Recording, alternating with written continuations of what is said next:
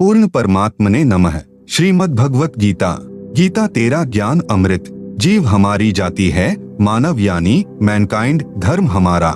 हिंदू, मुस्लिम, सिख, ईसाई धर्म नहीं कोई न्यारा। भूमिका। गीता एक पवित्र सत्य ग्रंथ है जो अध्यात्म ज्ञान का कोश है। इसे वर्तमान में हिंदुओं के ग्रंथ के नाम से जाना जाता है। वास्तव में पवित्र गीता विश्व का ग्रंथ है। इसकी उत्पत्ति आज सन 2012 से लगभग 5550 वर्ष पूर्व महाभारत के युद्ध के समय हुई थी। उस समय कोई धर्म नहीं था, एक सनातन पंथ था यानी मानव धर्म था। शब्द खंड नहीं होता। यह उन पुण्यात्माओं के मस्तिष्क रूपी व्हाट्सएप में पहुंच जाता है जिनका नेटवर्क सही होता है। यह महर्षि व्यास जी यानी श्री कृष्ण द्वैपायन के मस्तिष्क रूपी व्हाट्सएप में लोड हो गया था। उसी से श्री वेद व्यास जी ने पवित्र श्रीमद् भगवत गीता को कागज पर लिखा या ताड़ वृक्ष के पत्तों पर खोदा, जो आज अपने पास पवित्र गीता उपलब्ध है। गीता शास्त्र में कुल 18 अध्याय तथा 700 श्लोक हैं। मैंने इस पवित्र पुस्तक से आवश्यकता अनुसार विवरण लेकर ग्रंथ गीता तेरा ज्ञान अमृत की रचना की है। जैसे वन यानी फॉरेस्ट में जड़ी बूटियां होती हैं, वैद्य उस वन से आवश्यक जड़ी निकाल लेता है, उससे जीवनदायिनी औषधि तैयार कर लेता है, वन फिर भी विद्यमान रहता है। इसी प्रकार पुस्तक गीता तेरा ज्ञान अमृत एक औषधि जाने और इसको पढ़कर ज्ञान की घूंट पीकर अपना जन्म मरण यानी वृद्धावस्था और मृत्यु का रोग नाश कराएं। अध्यात्म ज्ञान के बिना मनुष्य जीवन अधूरा है। यदि किसी के पास अरबों खरबों की संपत्ति है, फिर भी वह अपने जीवन में कुछ कमी महसूस करता है। उसकी पूर्ति के लिए मनुष्य पर्यटक स्थलों पर जाता है। उस समय उसको कुछ अच्छा लगता है, परंतु उससे पूरा जीवन अच्छा नहीं हो सकता, नहीं इससे आत्म कल्याण हो सकता। 2-3 दिन के पश्चात पुनः वही दिनचर्या प्रारंभ हो जाती है। फिर भी कुछ अधूरा सा लगता है। वह कमी परमात्मा की भक्ति की है। उसकी पूर्ति के लिए विश्व का धार्मिक मानव अपनी परंपरागत साधना करता है। यदि उस साधक की वह साधना शास्त्रों के अनुकूल है तो लाभ होगा। यदि शास्त्र विधि को त्याग कर मनमाना आचरण अर्थात मनमानी साधना करते हैं तो वह गीता अध्याय 16 श्लोक 23 से 24 के अनुसार व्यर्थ है। न साधक को सुख प्राप्त होता है, न सिद्धि प्राप्त होती है, न परम गति प्राप्त होती है, अर्थात व्यर्थ साधना है। कुछ श्रद्धालु किसी गुरु से दीक्षा लेकर भक्ति करते हैं। यदि गुरु पूर्ण है तो लाभ होगा, नहीं तो वह साधना भी व्यर्थ है।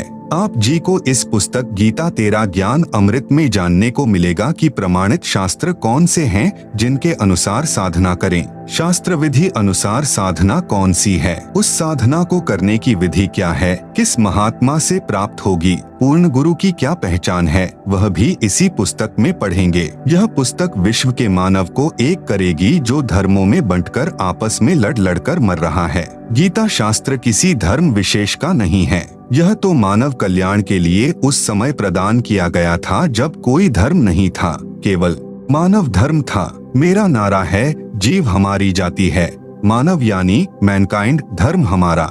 हिंदू, मुस्लिम, सिख, ईसाई धर्म नहीं कोई न्यारा।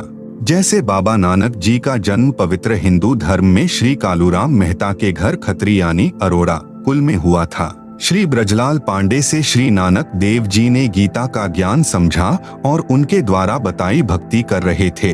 श्री विष्णु तथा श्री शंकर जी की पूजा करते थे। अन्य सर्व देवों की भी भक्ति करते थे, जो हिंदू धर्म में वर्तमान में चल रही है। श्री नानक जी सुल्तानपुर शहर में वहां के नवाब के यहाँ मोदी खाने में नौकरी करते थे। शहर से लगभग आधा 1 किलोमीटर दूर बेई नदी बहती थी। प्रतिदिन श्री नानक देव साहेब जी उस दरिया में स्नान करने जाते थे। परमात्मा अच्छी आत्माओं को जो दृढ़ भक्त होते हैं उनको मिलता है। अधिक प्रमाण आप जी इसी पुस्तक में पढ़ेंगे। उसी विधान अनुसार परमात्मा श्री नानक देव साहेब जी को मिले, उनको तत्व ज्ञान बताया, सत्य साधना जो शास्त्रानुकूल है उसका ज्ञान कराया। श्री नानक देव जी की संतुष्टि के लिए उनको अपने साथ ऊपर अपने शाश्वत स्थान अर्थात सच्चखंड में लेकर गए। सर्व ब्रह्मांडों का भ्रमण कराकर यथार्थ भक्ति विधि बताकर सनातन भक्ति को पुनः स्थापित करने का आदेश दिया। 3 दिन पश्चात श्री नानक जी को वापस जमीन पर छोड़ा। उसके पश्चात श्री नानक जी ने हिंदू धर्म में चल रहा मनमाना आचरण बंद करके गीता यानी सप्त श्लोकी गीता शास्त्र अनुसार साधना का प्रचार कर करके यथार्थ भक्ति का प्रचार किया। परमात्मा की सत्य साधना करने के लिए सर्वप्रथम गुरु का होना अति अनिवार्य है। इसी का पालन करते हुए श्री नानक जी ने शिष्य बनाने शुरू किए। स्वयं वे गुरु पद पर विराजमान थे। श्री नानक जी के शिष्यों को पंजाबी भाषा में सिख कहते हैं, जिस कारण से उनकी अलग पहचान बन गई और वर्तमान में उन अनुयायियों के समूह ने धर्म का रूप ले लिया। हिंदू तथा सिख आपस में धर्म के नाम पर लड़ मरते हैं, यह विवेक की कमी है।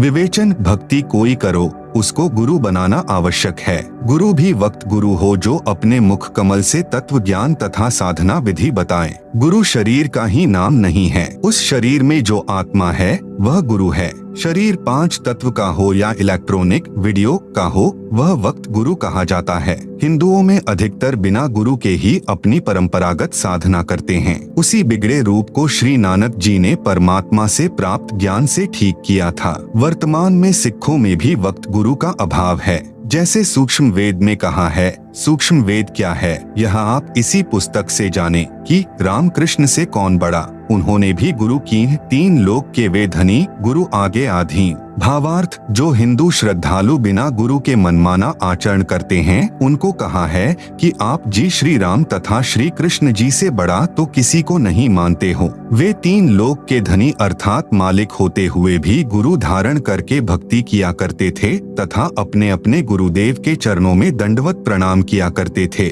श्री रामचंद्र जी के गुरु जी ऋषि वशिष्ठ जी थे तथा श्री कृष्ण चंद्र जी के गुरु जी ऋषि दुर्वासा जी थे। संदीपनी ऋषि तो अक्षर ज्ञान कराने वाले अध्यापक थे। ऋषि दुर्वासा जी आध्यात्मिक गुरु श्री कृष्ण जी के थे। आपकी क्या बुनियाद है? आप बिना गुरु के भक्ति करके कल्याण चाहते हैं। सूक्ष्म वेद में फिर कहा है, कबीर गुरु बिन माला फिरते, गुरु बिन देते दान, गुरु बिन दोनों निष्फल हैं। भावे पूछो वेद पुराण। इस पुस्तक में आप जी को और भी अनेक भक्ति के गुर मिलेंगे तथा यथार्थ अध्यात्म ज्ञान व साधना की भी जानकारी होगी। मैं आशा करता हूँ कि यह पुस्तक मानव कल्याण करेगी। मेरी परमेश्वर से विनय है कि हे परमात्मा, मुझ दास के इस प्रयत्न को सफल करना। सर्व प्राणी आप जी के बच्चे हैं, आप जी की आत्मा हैं। इनको यथार्थ भक्ति मार्ग समझ में आए और सर्व मानव अपना जीवन धन्य बनाए। विश्व में शांति हो। सत्य साहिब, दिनांक 8/9/2012। लेखक संत रामपाल दास महाराज, सतलोक आश्रम बरवाला, हरियाणा, भारत। आप सुन रहे हैं जगत गुरु तत्वदर्शी संत रामपाल जी महाराज द्वारा लिखित पुस्तक गीता तेरा ज्ञान अमृत का पेज नंबर 1। 2 शब्द, जीव हमारी जाति है, मानव धर्म हमारा।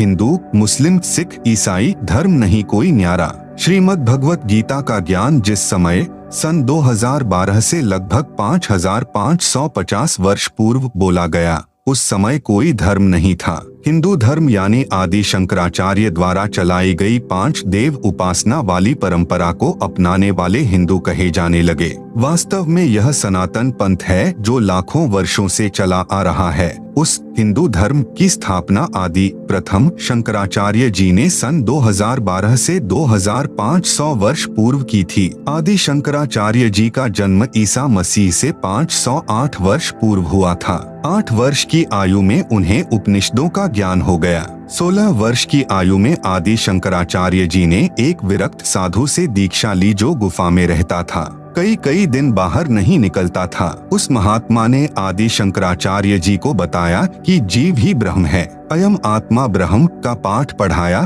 तथा चारों वेदों में यही प्रमाण बताया। लोगों ने आदि शंकराचार्य जी से पूछा कि यदि जीव ही ब्रह्म है तो पूजा की क्या आवश्यकता है? आप भी ब्रह्म, हम भी ब्रह्म, ब्रह्म का अर्थ परमात्मा। इस प्रश्न से आदि शंकराचार्य जी असमंजस में पड़ गए। आदि शंकराचार्य जी ने अपने विवेक से कहा कि श्री विष्णु, श्री शंकर की भक्ति करो। फिर 5 देवताओं की उपासना का विधान दृढ़ किया। Number 1 Shri Brahma ji, number 2 Shri Vishnu ji, number 3 Shri Shiv जी, नंबर 4 श्री देवी जी, नंबर 5 श्री गणेश जी। परंतु मूल रूप में इष्ट रूप में तमगुण शंकर जी को ही माना है। यह विधान आदि शंकराचार्य जी ने 20 वर्ष की आयु में बनाया, अर्थात 488 ईसा पूर्व हिंदू धर्म की स्थापना की थी। उसके प्रचार के लिए भारत वर्ष में चारों दिशाओं में एक शंकर मठ की स्थापना की। आदि शंकराचार्य जी ने नंबर 1 गिरी साधु बनाए जो पर्वतों में रहने वाली जनता में अपने धर्म को दृढ़ करते थे। नंबर 2 पुरी साधु बनाए जो गांव-गांव में जाकर अपने धर्म को बताकर क्रिया कराते थे। नंबर 3 सन्यासी साधु बनाए जो विरक्त रहकर जनता को प्रभावित करके अपने साथ लगाते थे।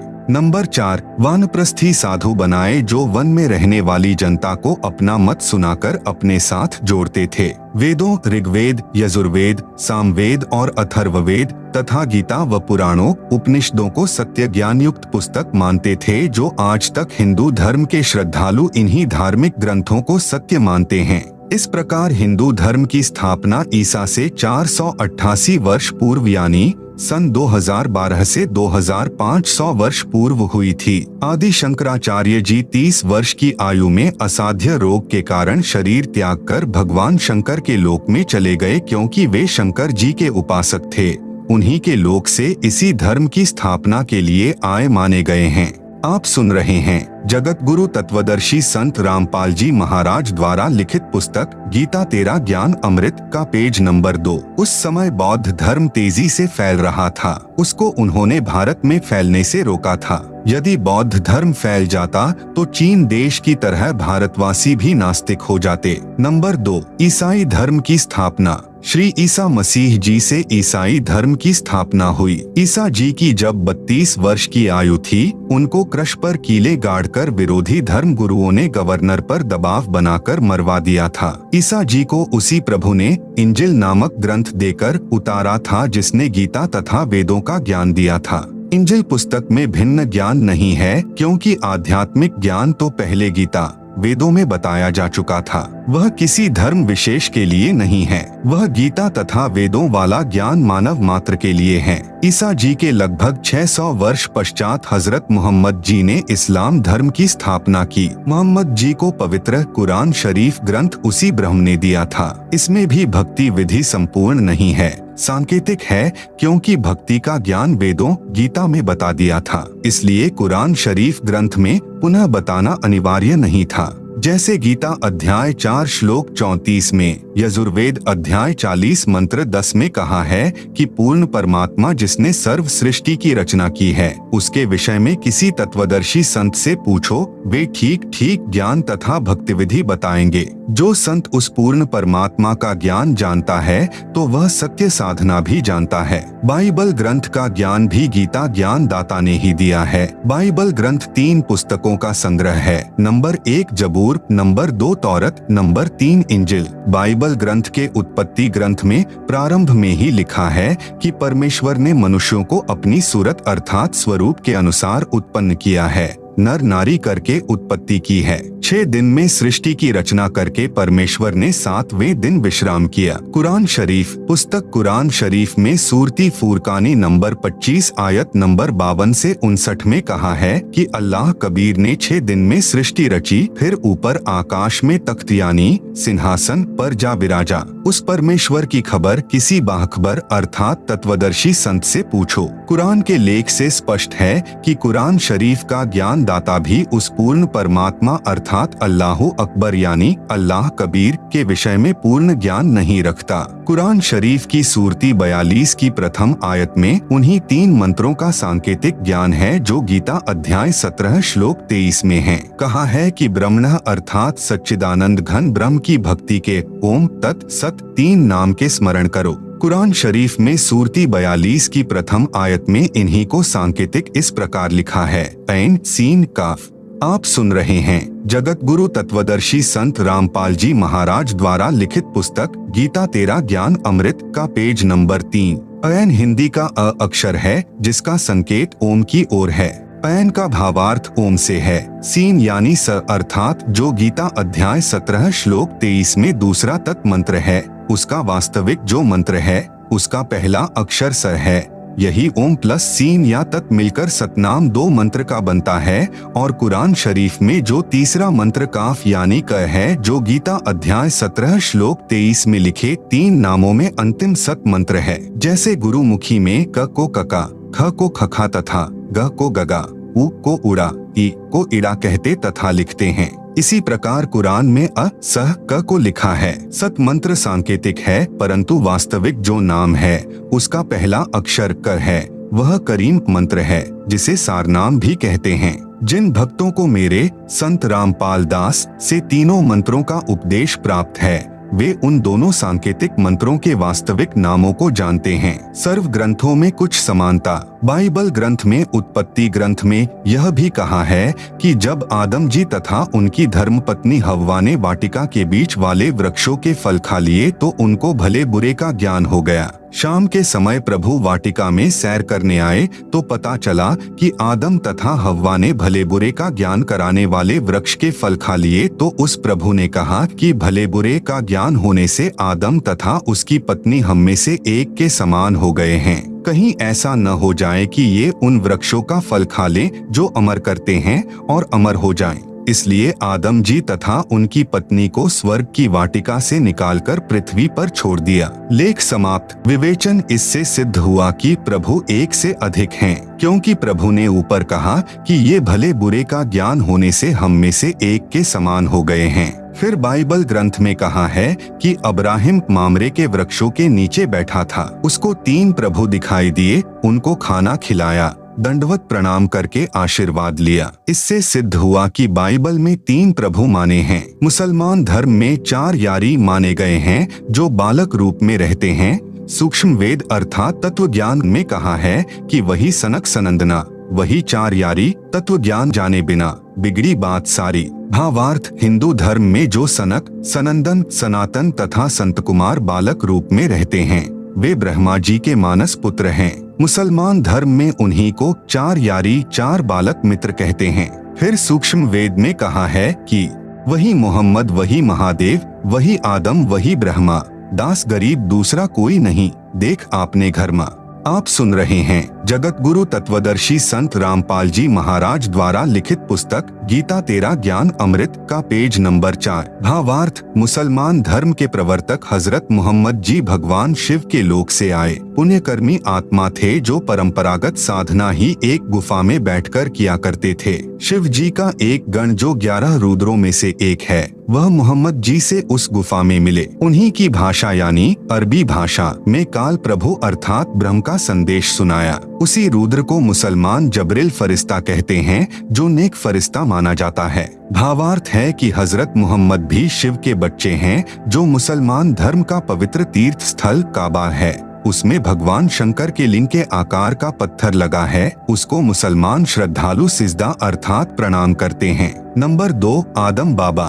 पुराणों में तथा जैन धर्म के ग्रंथों में प्रसंग आता है जो इस प्रकार है। ऋषभदेव जी राजा नाभिराज के पुत्र थे। नाभिराज जी अयोध्या के राजा थे। ऋषभदेव जी के 100 पुत्र तथा 1 पुत्री थी। एक दिन परमेश्वर एक संत रूप में ऋषभदेव जी को मिले, उनको भक्ति करने की प्रेरणा की, ज्ञान सुनाया कि मानव जीवन में यदि शास्त्र विधि अनुसार साधना नहीं की तो मानव जीवन व्यर्थ जाता है। वर्तमान में जो कुछ भी जिस मानव को प्राप्त है वह पूर्व जन्म जन्मांतरों में किए पुण्यों तथा पापों का फल है। आप राजा बने हो, यह आपका पूर्व का शुभ कर्म फल है। यदि वर्तमान में भक्ति नहीं करोगे तो आप भक्ति शक्तिहीन तथा पुण्यहीन होकर नरक में गिरोगे तथा फिर अन्य प्राणियों के शरीरों में कष्ट उठाओगे। जैसे वर्तमान में इन्वर्टर की बैटरी चार्ज कर रखी है और चार्जर निकाल रखा है, फिर भी वह बैटरी कार्य कर रही है। इन्वर्टर से पंखा भी चल रहा है, बल्ब ट्यूब भी जग रहे हैं। यदि चार्जर को फिर से लगाकर चार्ज नहीं किया तो कुछ समय उपरांत इन्वर्टर सर्व कार्य छोड़ देगा, न पंखा चलेगा, न बल्ब न ट्यूब जगेंगी। इसी प्रकार मानव शरीर एक इन्वर्टर है, शास्त्र अनुकूल भक्ति चार्जर है। परमात्मा की शक्ति से मानव फिर से चार्ज हो जाता है, अर्थात भक्ति की शक्ति का धनी तथा पुण्यवान हो जाता है। यह ज्ञान उस ऋषि रूप में प्रकट परमात्मा के श्री मुख कमल से सुनकर ऋषभदेव जी ने भक्ति करने का पक्का मन बना लिया। ऋषभदेव जी ने ऋषि जी का नाम जानना चाहा तो ऋषि जी ने अपना नाम कविदेव अर्थात कबीरदेव बताया तथा यह भी कहा कि मैं स्वयं पूर्ण परमात्मा हूँ। मेरा नाम चारों वेदों में कबीरदेव लिखा है। मैं ही परम अक्षर ब्रह्म हूँ। आप सुन रहे हैं जगत गुरु तत्वदर्शी संत रामपाल जी महाराज द्वारा लिखित पुस्तक गीता तेरा ज्ञान अमृत का पेज नंबर 5। सूक्ष्म वेद में लिखा है, ऋषभ देव के आया कभी नामे करतार, 9 योगेश्वर को समझाया जनक विदेह उद्धार। भावार्थ, ऋषभ देव जी को कभी नाम से परमात्मा मिले, उनको भक्ति की प्रेरणा की। उसी परमात्मा ने 9 योगेश्वरों तथा राजा जनक को समझाकर उनके उद्धार के लिए भक्ति करने की प्रेरणा की। ऋषभदेव जी को यह बात रास नहीं आई कि यह कबीरदेव ऋषि ही प्रभु है, परंतु भक्ति का दृढ़ मन बना लिया। एक तपस्वी ऋषि से दीक्षा लेकर ओम नाम का जाप तथा हठ योग किया। ऋषभदेव जी का बड़ा पुत्र भरत था। भरत का पुत्र मारीची था। ऋषभदेव जी ने पहले 1 वर्ष तक निराहार रहकर तप किया, फिर 1000 वर्ष तक घोर तप किया। तपस्या समाप्त करके अपने पौत्र अर्थात भरत के पुत्र मारीची को प्रथम धर्मदेशना यानी दीक्षा दी। यह मारीची वाली आत्मा 24वें तीर्थंकर महावीर जैन जी हुए थे। ऋषभदेव जी ने जैन धर्म नहीं चलाया, यह तो श्री महावीर जैन जी से चला है। वैसे श्री महावीर जी ने भी किसी धर्म की स्थापना नहीं की थी, केवल अपने अनुभव को अपने अनुयायियों को बताया था। वह एक भक्ति करने वालों का भक्त समुदाय है। ऋषभदेव जी ओम नाम का जाप ओमकार बोलकर करते थे। उसी को वर्तमान में अपभ्रंश करके अड़ोंकार मंत्र जैनी कहते हैं। इसी का जाप करते हैं। इसको ओंकार तथा ओम भी कहते हैं। हम अपने प्रसंग पर आते हैं। जैन धर्म ग्रंथ में तथा जैन धर्म के अनुयायियों द्वारा लिखित पुस्तक आओ जैन धर्म को जाने में लिखा है कि ऋषभदेव जी जैनी उन्हीं को आदिनाथ कहते हैं वाला जीव ही बाबा आदम रूप में जन्मा था। अब उसी सूक्ष्म वेद की वाणी का सरलार्थ करता हूँ। वही मोहम्मद, वही महादेव, वही आदम, वही ब्रह्मा, दास गरीब दूसरा कोई नहीं, देख आपने घर माँ। बाबा आदम जी भगवान ब्रह्मा जी के लोक से आए थे, क्योंकि मानव जन्म में की गई साधना के अनुसार प्राणी भक्ति अनुसार ऊपर तीनों देवताओं के लोक में बारी बारी जाता है। अपने पुण्य क्षीण होने पर पुनः पृथ्वी पर संस्कारवश जन्म लेता है। संत गरीब दास जी गांव छुड़ानी जिला झज्जर हरियाणा प्रांत वाले को स्वयं ही वही परमात्मा मिले थे जो ऋषभदेव जी को मिले थे। संत गरीब दास जी ने परमेश्वर के साथ ऊपर जाकर अपनी आँखों से सर्व व्यवस्था को देखा था। फिर बताया है कि आदम जी ब्रह्मा जी के लोक से आए थे, ब्रह्मा के अवतार थे। मुहम्मद जी तमगुण शिव जी के अवतार थे। प्रिय पाठ को अवतार 2 प्रकार के होते हैं। नंबर 1, स्वयं वह प्रभु अवतार लेता है, जैसे श्री राम, श्री कृष्ण आदि के रूप में स्वयं श्री विष्णु जी अवतार धार कर आए थे। परंतु कपिल ऋषि जी, परशुराम जी को भी विष्णु जी के अवतारों में गिना जाता है। ये स्वयं श्री विष्णु जी नहीं थे, विष्णु लोक से आए देवात्मा थे। आप सुन रहे हैं जगत गुरु तत्वदर्शी संत रामपाल जी महाराज द्वारा लिखित पुस्तक गीता तेरा ज्ञान अमृत का पेज नंबर 6। उनके पास कुछ शक्ति विष्णु जी की थी, क्योंकि वे उन्हीं के द्वारा भेजे गए थे। इसी प्रकार हजरत मोहम्मद जी श्री शिव जी के लोक से आए देवात्मा यानी अवतार थे, तथा बाबा आदम जी श्री ब्रह्मा जी के लोक से आए देवात्मा यानी अवतार थे। इसी प्रकार ईसा मसीह जी श्री विष्णु जी के लोक से आए देवात्मा यानी अवतार थे। ईसाई श्रद्धालु भी ईसा जी को प्रभु का पुत्र मानते हैं, प्रभु नहीं। संत गरीब दास जी ने कहा है कि यदि आप जी को मेरी बात पर विश्वास नहीं होता तो मेरे द्वारा बताई शास्त्र विधि अनुसार भक्ति साधना करके अपने घर में अर्थात अपने मानव शरीर में अपनी आंखों देख लो। भावार्थ है, शरीर की रचना सर्व धर्मों के मनुष्यों की एक जैसी है। तत्व ज्ञान न होने के कारण हम धर्मों में बंट गए। संत गरीब दास जी ने बताया है कि मानव शरीर में परमेश्वर ने भिन्न भिन्न अंग बनाए हैं। रीढ़ की हड्डी अर्थात बैकबोन यानी स्पाइन के अंदर की ओर कंठ तक 5 कमल चक्र बने हैं। कृपया देखें यह चित्र। शरीर यानी पिंड में कमलों यानी चक्रों का चित्र दिया गया है, जिसे आप पुस्तक में देख सकते हैं। नंबर 1 मूल चक्र। यह चक्र रीढ़ की हड्डी के अंत से 1 इंच ऊपर गुदा के पास है। इसका देवता श्री गणेश है। इस कमल की 4 पंखुड़ियां हैं। नंबर 2 स्वाद चक्र। यह मूल कमल से 2 इंच ऊपर रीढ़ की हड्डी के अंदर की ओर चिपका है। इसके देवता श्री ब्रह्मा जी तथा उनकी धर्म पत्नी सावित्री जी हैं। इस कमल की 6 पंखुड़ियां हैं। नंबर 3 नाभि कमल चक्र। यह नाभि के सामने उसी रीढ़ की हड्डी के साथ चिपका है। इसके देवता श्री विष्णु जी तथा उनकी धर्मपत्नी लक्ष्मी जी हैं। इस कमल की 8 पंखुड़ियां हैं।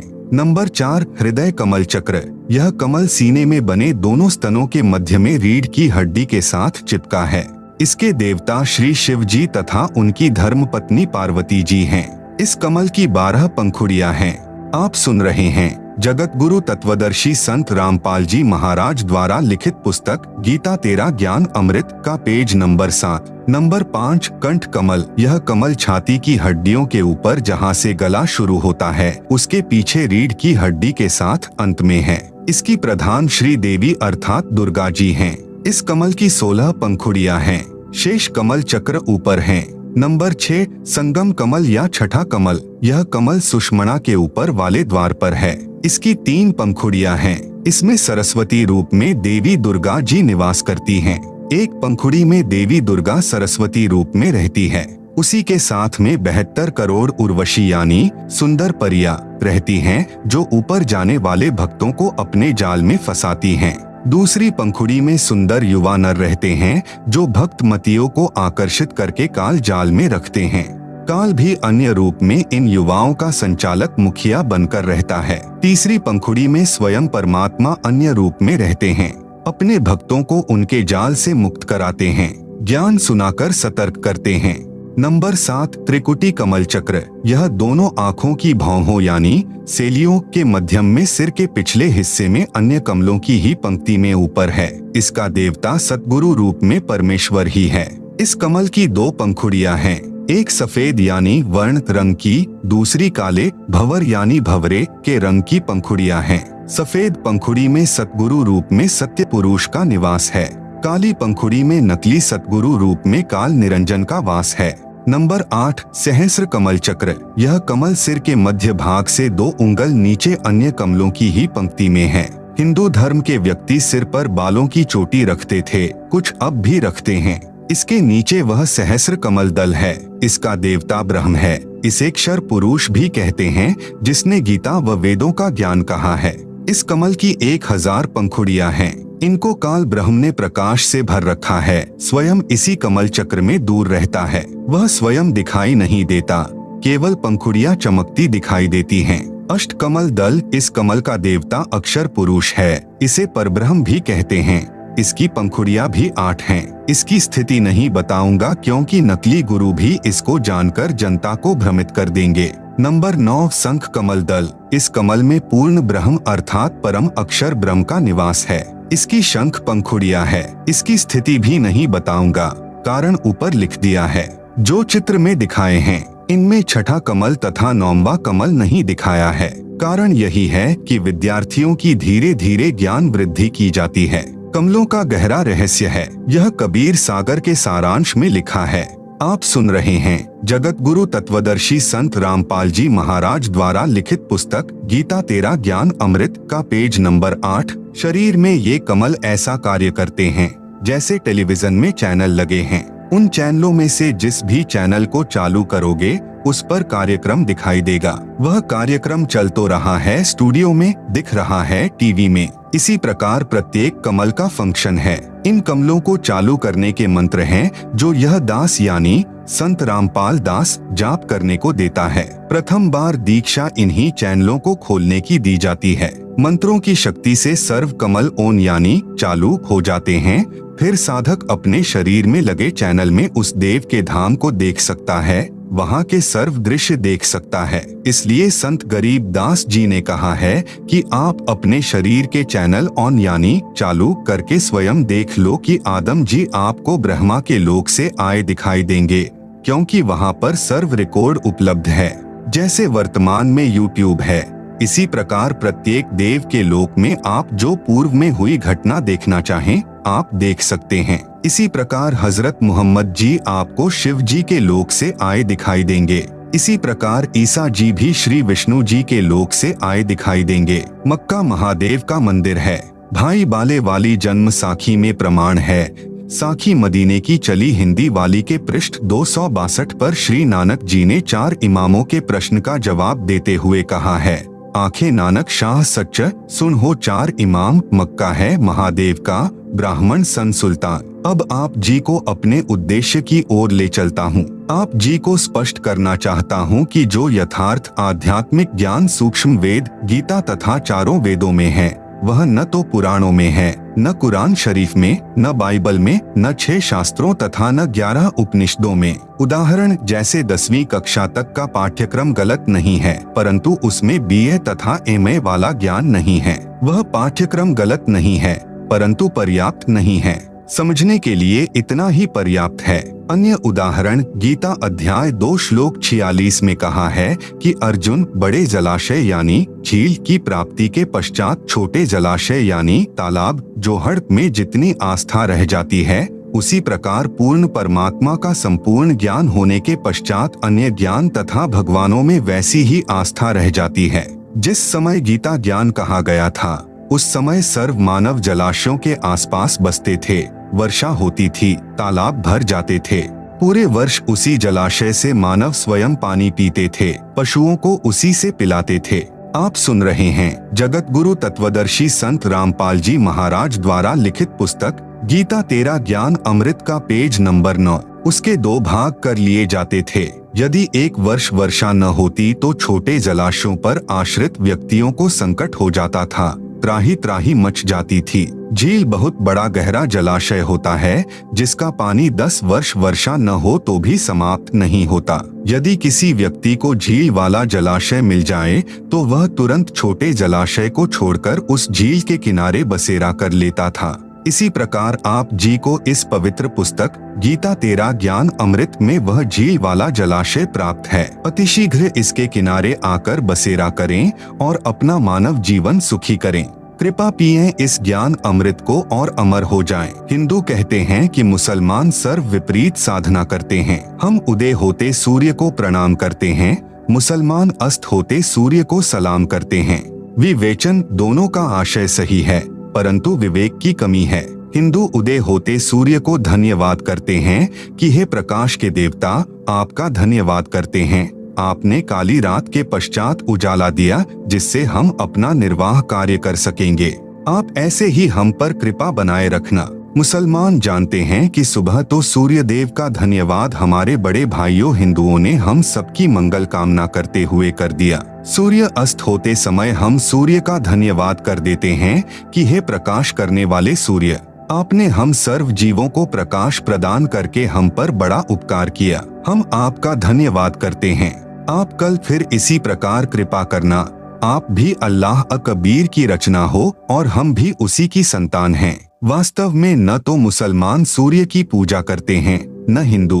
दोनों पक्ष पूर्व पश्चिम की ओर मुख करके सुबह हिंदू तथा शाम को मुसलमान परमात्मा की भी पूजा करते हैं। पूजा केवल पूर्ण परमात्मा की करनी चाहिए। अन्य देवों फरिश्तों का आदर करना चाहिए। अधिक ज्ञान के लिए आगे पढ़े गीता का सत्य सार इसी पुस्तक में। निवेदन इसी पुस्तक के अंत में पृष्ठ 204 पर गीता प्रेस गोरखपुर से प्रकाशित श्री जयदयाल गोयंदका जी द्वारा अनुवादित गीता के संबंधित अध्यायों के श्लोकों की फोटोकॉपी लगाई है, ताकि आप जी सत्य को तुरंत जान सकें और आप जी को प्रमाण देखने के लिए अन्य गीता खरीदने की आवश्यकता न पड़े। लेखक संत रामपाल दास।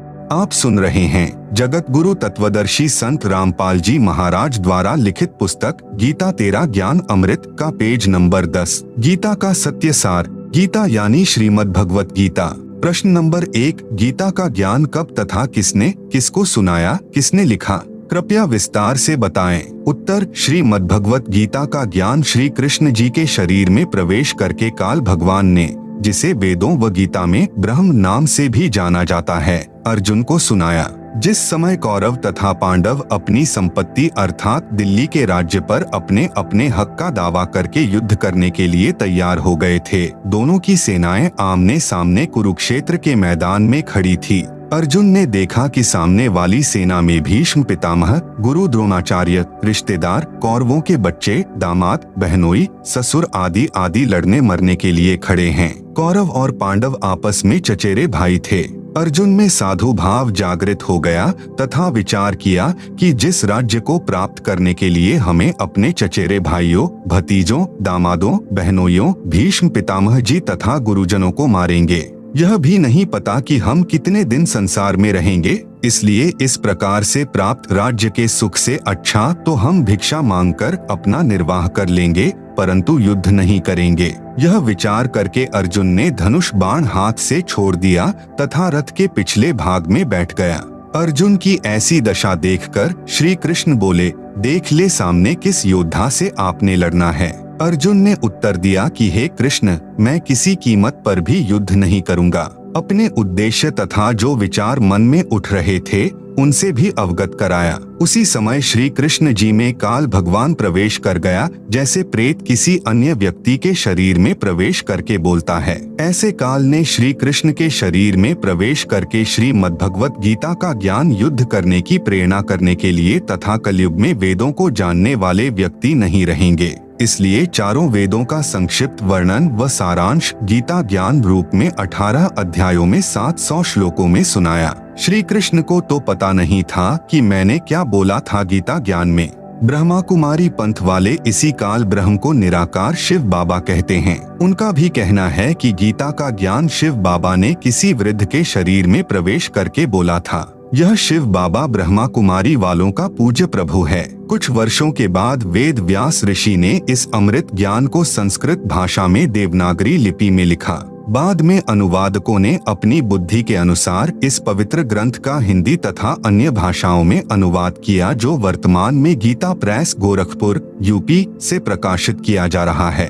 उसकी फोटोकॉपियां इसी पुस्तक के पृष्ठ 204 से 357 तक लगी हैं।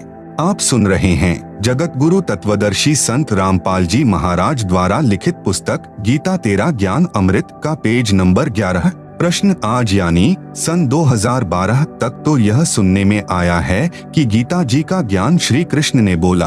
आपने बताया कि श्री कृष्ण के शरीर में प्रवेश करके काल ने गीता ज्ञान कहा और श्री कृष्ण को तो पता ही नहीं था कि उन्होंने क्या ज्ञान कहा था। यह असत्य प्रतीत होता है, कोई प्रमाण बताएं। उत्तर, आपको ढेर सारे प्रमाण देते हैं जिनसे स्वसिद्ध हो जाता है कि गीता शास्त्र का ज्ञान काल ने कहा। सर्वप्रथम गीता से ही प्रमाणित करता हूँ। प्रमाण नंबर 1, गीता अध्याय 10 में जब गीता ज्ञान दाता ने अपना विराट रूप दिखा दिया तो उसको देखकर अर्जुन कांपने लगा, भयभीत हो गया। यहाँ पर यह बताना भी अनिवार्य है कि अर्जुन का साला श्री कृष्ण था, क्योंकि श्री कृष्ण की बहन सुभद्रा का विवाह अर्जुन से हुआ था। गीता ज्ञान दाता ने जिस समय अपना भयंकर विराट रूप दिखाया जो 1000 भुजाओं वाला था, तब अर्जुन ने पूछा कि हे देव, आप कौन हैं? गीता अध्याय 11 श्लोक 31। हे सहस्राबाहु यानी 1000 भुजा वाले, आप अपने चतुर्भुज रूप में दर्शन दीजिए, क्योंकि अर्जुन उन्हें विष्णु अवतार कृष्ण तो मानता ही था, परंतु उस समय श्री कृष्ण के शरीर से बाहर निकलकर काल ने अपना अपार विराट रूप दिखाया था। मैं भयभीत हूँ, आपके इस रूप को सहन नहीं कर पा रहा हूँ। गीता अध्याय 11 श्लोक 46। विचारे पाठक जन, क्या हम अपने साले से पूछेंगे कि हे महानुभाव, बताइए आप कौन हैं? नहीं। एक समय एक व्यक्ति में प्रेत बोलने लगा। साथ बैठे व्यक्ति ने पूछा, आप कौन बोल रहे हो? उत्तर मिला कि तेरा मामा बोल रहा हूँ, मैं दुर्घटना में मरा था। क्या हम अपने भाई को नहीं जानते? ठीक इसी प्रकार श्री कृष्ण में काल बोल रहा था। प्रमाण नंबर 2, गीता अध्याय 11 श्लोक 21 में अर्जुन ने कहा कि आप तो देवताओं के समूह को ग्रास यानी खा रहे हैं, जो आपकी स्तुति हाथ जोड़कर भयभीत होकर कर रहे हैं। महर्षियों तथा सिद्धों के समुदाय आपसे अपने जीवन की रक्षार्थ मंगल कामना कर रहे हैं। गीता अध्याय 11 श्लोक 32 में गीता ज्ञान दाता ने बताया कि हे अर्जुन, मैं बढ़ा हुआ काल हूँ, अब प्रवृत्त हुआ हूँ, अर्थात श्री कृष्ण के शरीर में अब प्रवेश हुआ हूँ। सर्व व्यक्तियों का नाश करूँगा। विपक्ष की सर्व सेना, तू युद्ध नहीं करेगा तो भी नष्ट हो जाएगी। इससे सिद्ध हुआ कि गीता का ज्ञान श्री कृष्ण जी के शरीर में प्रविष्ट होकर काल ने कहा है। श्री कृष्ण जी ने पहले कभी नहीं कहा कि मैं काल हूँ। श्री कृष्ण जी को देखकर कोई भयभीत नहीं होता था। गोप गोपियाँ, ग्वाल बाल, पशु पक्षी सब दर्शन करके आनंदित होते थे। तो क्या श्री कृष्ण जी काल थे? नहीं। आप सुन रहे हैं जगत गुरु तत्वदर्शी संत रामपाल जी महाराज द्वारा लिखित पुस्तक गीता तेरा ज्ञान अमृत का पेज नंबर 12। इसलिए गीता ज्ञान दाता काल है, जिसने श्री कृष्ण जी के शरीर में प्रवेश करके गीता शास्त्र का ज्ञान दिया। प्रमाण नंबर 3, गीता अध्याय 11 श्लोक 47 में गीता ज्ञानदाता ने कहा कि हे अर्जुन, मैंने प्रसन्न होकर अपनी शक्ति से तेरी दिव्य दृष्टि खोलकर यह विराट रूप दिखाया है। यह विराट रूप तेरे अतिरिक्त पहले किसी ने नहीं देखा है। विचारणीय विषय। प्रिय पाठकों, महाभारत ग्रंथ में प्रकरण आता है कि जिस समय श्री कृष्ण जी कौरवों की सभा में उपस्थित थे और उनसे कह रहे थे कि आप दोनों यानी कौरव और पांडव आपस में बातचीत करके अपनी संपत्ति राज्य का बंटवारा कर लो, युद्ध करना शोभा नहीं देता। पांडवों ने कहा कि हमें 5 गांव दे दो, हम उन्हीं से निर्वाह कर लेंगे। दुर्योधन ने यह भी मांग नहीं मानी और कहा कि पांडवों के लिए सुई की नोक के समान भी राज्य नहीं है, युद्ध करके ले सकते हैं। इस बात से श्री कृष्ण भगवान बहुत नाराज हो गए तथा दुर्योधन से कहा कि तू पृथ्वी के नाश के लिए जन्मा है, कुल नाश करके टिकेगा। भले मानव, कहा आधा राज्य, कहा 5 गांव, कुछ तो शर्म कर ले। इतनी बात श्री कृष्ण जी के मुख से सुनकर दुर्योधन राजा आग बबूला हो गया और सभा में उपस्थित अपने भाइयों तथा मंत्रियों से बोला कि इस कृष्ण यादव को गिरफ्तार कर लो। उसी समय श्री कृष्ण जी ने विराट रूप दिखाया। सभा में उपस्थित सर्व सभासद उस विराट रूप को देखकर भयभीत होकर कुर्सियों के नीचे छिप गए, कुछ आंखों पर हाथ रखकर जमीन पर गिर गए। श्री कृष्ण जी सभा छोड़कर चले गए तथा अपना विराट रूप समाप्त कर दिया। अब उस बात पर विचार करते हैं जो गीता अध्याय 11 श्लोक 47 में गीता ज्ञान दाता ने कहा था कि यह मेरा विराट रूप तेरे अतिरिक्त अर्जुन पहले किसी ने नहीं देखा था। यदि श्री कृष्ण गीता ज्ञान बोल रहे होते तो यह कभी नहीं कहते कि मेरा विराट रूप तेरे अतिरिक्त पहले किसी ने नहीं देखा था, क्योंकि श्री कृष्ण जी के विराट रूप को कौरव तथा अन्य सभासद पहले देख चुके थे। इससे सिद्ध हुआ कि श्रीमद् भगवत गीता का ज्ञान श्री कृष्ण ने नहीं कहा, उनके शरीर में प्रेतवत प्रवेश करके काल यानी शरपुरुष ने कहा था। यह तीसरा प्रमाण हुआ। प्रमाण नंबर 4, श्री विष्णु पुराण गीता प्रेस गोरखपुर से प्रकाशित के पृष्ठ 168 पर प्रमाण है कि एक समय देवताओं और राक्षसों का युद्ध हुआ। देवता पराजित होकर समुद्र के किनारे जाकर छिप गए। फिर भगवान की तपस्या स्तुति करने लगे। काल का विधान है, अर्थात काल ने प्रतिज्ञा कर रखी है कि मैं अपने वास्तविक काल रूप में कभी किसी को दर्शन नहीं दूंगा, अपनी योग माया से छिपा रहूंगा। प्रमाण गीता अध्याय 7 श्लोक 24 से 25 में। इसलिए यह काल यानी शरपुरुष किसी को विष्णु जी के रूप में दर्शन देता है, किसी को शंकर जी के रूप में, किसी को ब्रह्मा जी के रूप में दर्शन देता है। आप सुन रहे हैं जगत गुरु तत्वदर्शी संत रामपाल जी महाराज द्वारा लिखित पुस्तक गीता तेरा ज्ञान अमृत का पेज नंबर 13। देवताओं को श्री विष्णु जी के रूप में दर्शन देकर कहा कि मैंने जो आपकी समस्या है वह जान ली है। आप पुरंज राजा को युद्ध के लिए तैयार कर लो। मैं उस राजा श्रेष्ठ के शरीर में प्रविष्ट होकर राक्षसों का नाश कर दूंगा। ऐसा ही किया गया। अधिक ज्ञान के लिए आप जी विष्णु पुराण पढ़ सकते हैं। प्रमाण नंबर 5, श्री विष्णु पुराण के पृष्ठ 173 पर प्रमाण है कि एक समय नागवंशियों तथा गंधर्वों का युद्ध हुआ। गंधर्वों ने नागों के सर्व बहुमूल्य हीरे, लाल व खजाने लूट लिए, उनके राज्य पर भी कब्जा कर लिया। नागाओं ने भगवान की स्तुति की। वही काल भगवान विष्णु रूप धारण करके प्रकट हुआ। कहा कि आप पुरुकुत्स राजा को गंधर्वों के साथ युद्ध के लिए तैयार कर लें। मैं राजा पुरुकुत्स के शरीर में प्रवेश करके दुष्ट गंधर्वों का नाश कर दूंगा। ऐसा ही हुआ। उपरोक्त विष्णु पुराण की दोनों कथाओं से स्पष्ट हुआ यानी प्रमाणित हुआ कि यह काल भगवान यानी शर पुरुष इस प्रकार अव्यक्त यानी गुप्त रहकर कार्य करता है। इसी प्रकार इसने श्री कृष्ण जी में प्रवेश करके गीता का ज्ञान कहा है। प्रमाण नंबर 6, महाभारत ग्रंथ में गीता प्रेस गोरखपुर यूपी से प्रकाशित में भाग 2 पृष्ठ 800 से 801 पर लिखा है कि महाभारत के युद्ध के पश्चात राजा युधिष्ठिर को राजगद्दी पर बैठाकर श्री कृष्ण जी ने द्वारिका जाने की तैयारी की। तब अर्जुन ने श्री कृष्ण जी से कहा कि आप वह गीता वाला ज्ञान फिर से सुनाओ, मैं उस ज्ञान को भूल गया हूँ। श्री कृष्ण जी ने कहा कि हे अर्जुन, आप बड़े बुद्धिहीन हो, बड़े श्रद्धाहीन हो। आपने उस अनमोल ज्ञान को क्यों भुला दिया? अब मैं उस ज्ञान को नहीं सुना सकता क्योंकि मैंने उस समय योग युक्त होकर गीता का ज्ञान सुनाया था। विचार करें, युद्ध के समय योग युक्त हुआ जा सकता है तो शांत वातावरण में योग युक्त होने में क्या समस्या हो सकती है? वास्तव में यह ज्ञान काल ने श्री कृष्ण में प्रवेश करके बोला था। श्री कृष्ण जी को स्वयं तो वह गीता ज्ञान याद नहीं। यदि वे वक्ता थे तो वक्ता को तो सर्व ज्ञान याद होना चाहिए। श्रोता को तो प्रथम बार में 40% ज्ञान याद रहता है। इससे सिद्ध है कि गीता का ज्ञान श्री कृष्ण जी में प्रवेश होकर काल यानी शरपुरुष ने बोला था। उपरोक्त प्रमाणों से स्पष्ट हुआ कि श्रीमद् भगवत गीता का ज्ञान श्री कृष्ण ने नहीं कहा। उनको तो पता ही नहीं कि क्या कहा था। श्री कृष्ण जी के शरीर में प्रवेश करके काल पुरुष यानी शरपुरुष ने बोला था। प्रश्न 2, काल पुरुष कौन है? उत्तर, इसके लिए पढ़ें सृष्टि रचना जो पृष्ठ 120 पर लिखी है। प्रश्न 3, काल भगवान अर्थात ब्रह्म अविनाशी है या जन्मता मरता है? उत्तर, जन्मता मरता है।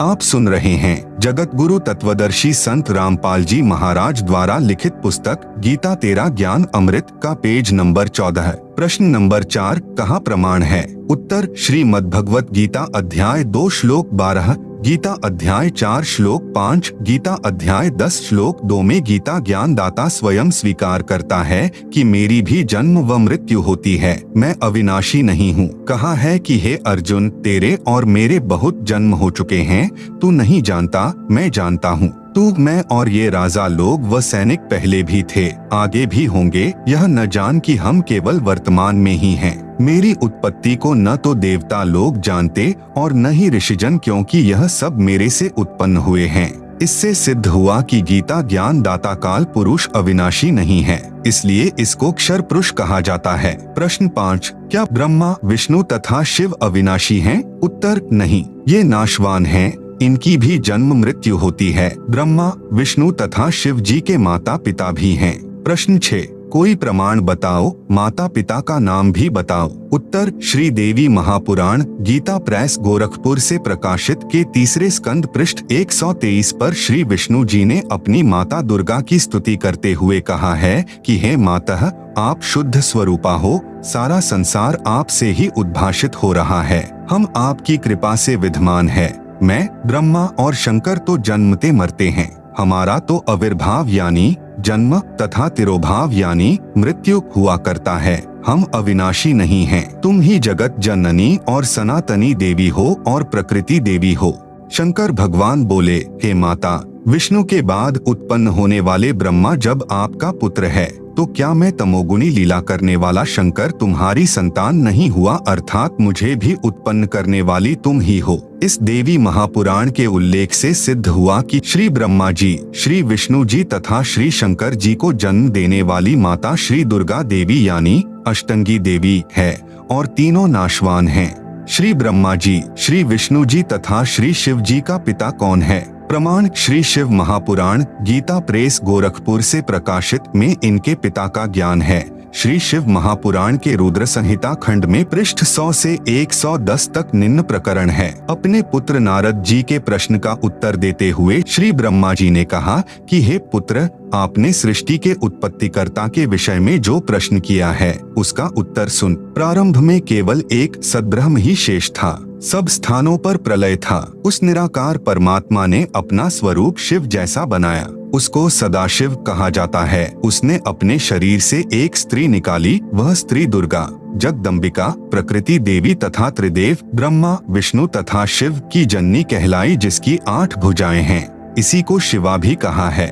आप सुन रहे हैं जगत गुरु तत्वदर्शी संत रामपाल जी महाराज द्वारा लिखित पुस्तक गीता तेरा ज्ञान अमृत का पेज नंबर 15। श्री विष्णु जी की उत्पत्ति। सदाशिव और शिवा यानी दुर्गा ने पति पत्नी रूप में रहकर एक पुत्र की उत्पत्ति की, उसका नाम विष्णु रखा। श्री ब्रह्मा जी की उत्पत्ति। श्री ब्रह्मा जी ने बताया कि जिस प्रकार विष्णु जी की उत्पत्ति शिव तथा शिवा के संयोग भोग विलास से हुई है, उसी प्रकार शिव और शिवा ने मेरी भी उत्पत्ति की। नोट, यहाँ पर शिव को काल ब्रह्म जाने, शिवा को दुर्गा जाने। प्रिय पाठ को इस रुद्र संहिता खंड में शंकर जी की उत्पत्ति का प्रकरण नहीं है, यह अनुवादकर्ता की गलती है।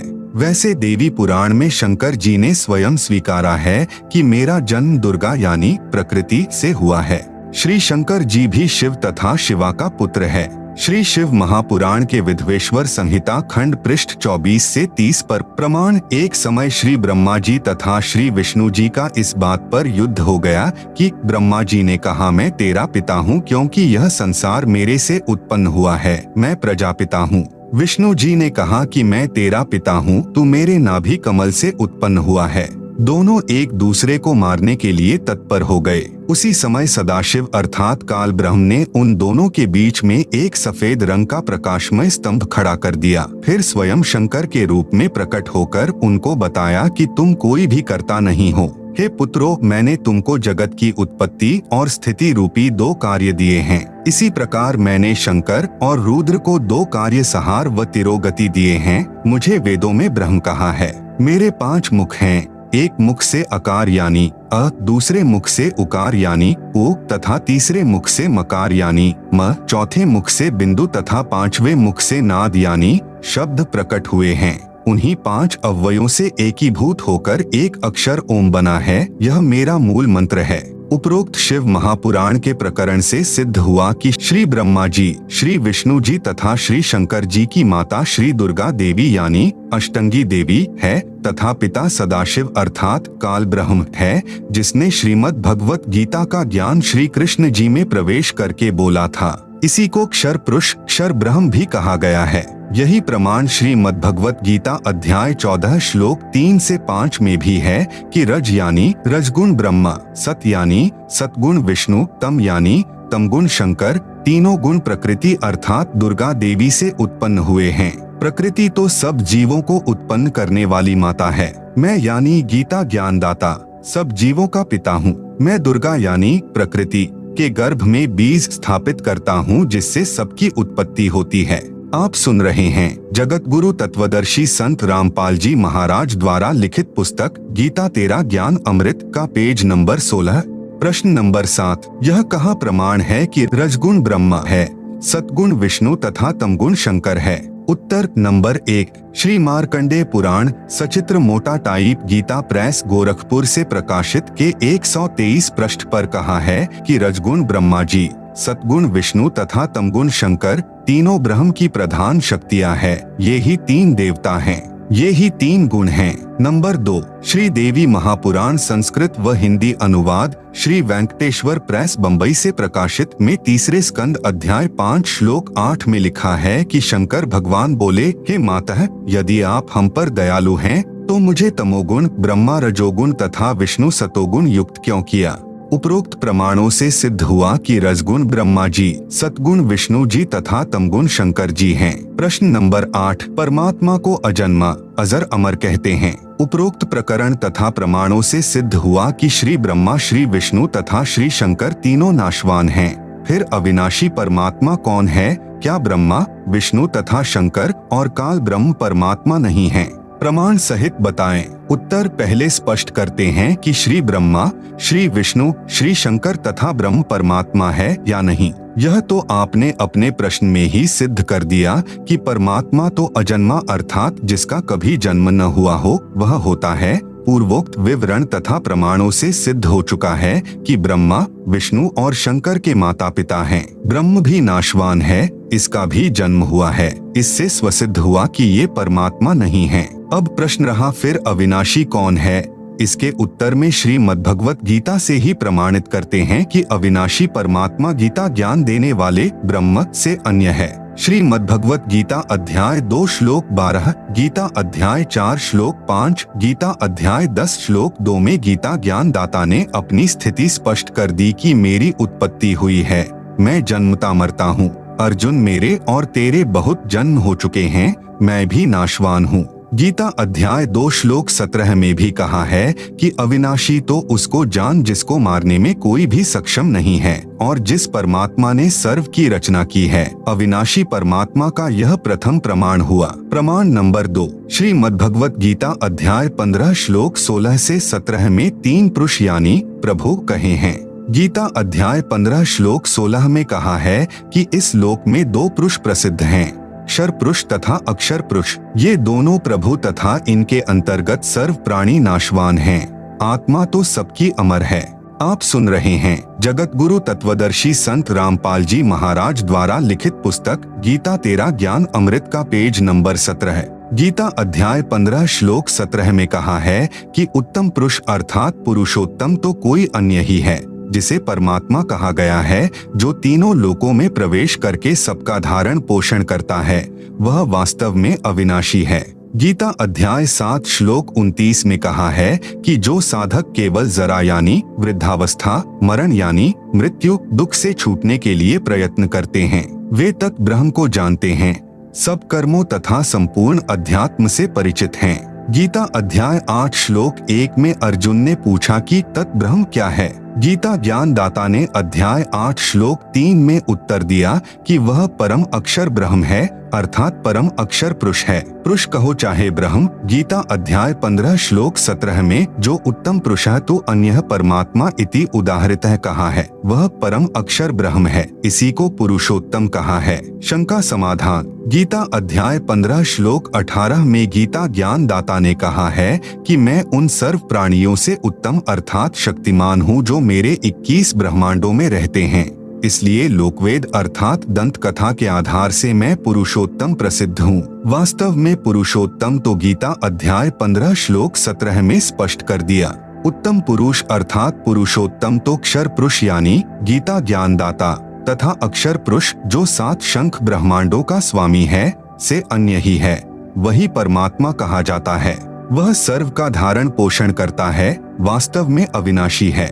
वह परम अक्षर ब्रह्म है जो असंख्य ब्रह्मांडों का मालिक है, जो सर्व सृजनहार है, कुल का मालिक है, अर्थात परमात्मा है। प्रश्न नंबर 9, अक्षर का अर्थ अविनाशी होता है। आपने गीता अध्याय 15 श्लोक 16 में भी अक्षर पुरुष को भी नाशवान बताया है, कृपया स्पष्ट करें। उत्तर, यह सत्य है कि अक्षर का अर्थ अविनाशी होता है, परंतु प्रकरणवश अर्थ अन्य भी होता है। गीता अध्याय 15 श्लोक 16 में कहा है कि क्षर और अक्षर ये दो पुरुष यानी प्रभु इस लोक में हैं। ये दोनों तथा इनके अंतर्गत जितने जीव हैं वे नाशवान हैं, आत्मा किसी की भी नहीं मरती। फिर गीता अध्याय 15 श्लोक 17 में स्पष्ट किया है कि पुरुषोत्तम तो उपरोक्त दोनों प्रभुओं से अन्य है, वही अविनाशी है, वही सबका धारण पोषण करने वाला वास्तव में अविनाशी है। गीता अध्याय 8 श्लोक 3 में तत् ब्रह्म को परम अक्षर ब्रह्म कहा है। अक्षर का अर्थ अविनाशी है, परंतु यहाँ परम अक्षर ब्रह्म कहा है। इससे भी सिद्ध हुआ